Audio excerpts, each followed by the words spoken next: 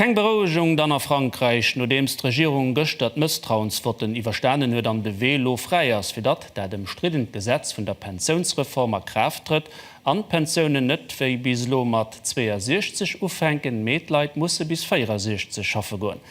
Der Petzberz erklärt. Die massiv Protester, die durch Pensionsreform a Frankreich ausgelöst goufen, hullen nun Intensität zo an Gewaltberedschaft och op Seite vun der Poli.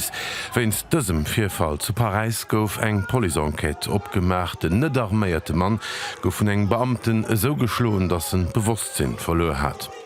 Streikblockad dann haut och zum Beispiel an de Bouches-du-Rhône zu Fos-sur-Mer, wo ein Petrolsdepot zugesagt gouf. Der Risk besteht, so Soziologen, dass aus diesem Protest eng gesellschaftlich Bewegung kennen stoen, die Idee vun den Gilets jaunes übertrifft.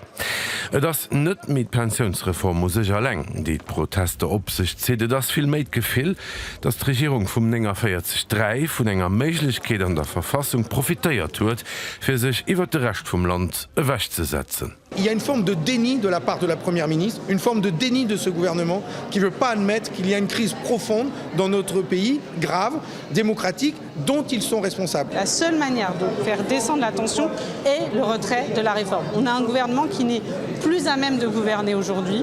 Donc il faut d'abord commencer par retirer la réforme, c'est la première étape. Je n'imagine pas un instant qu'elle puisse être retirée, c'est l'intérêt du pays.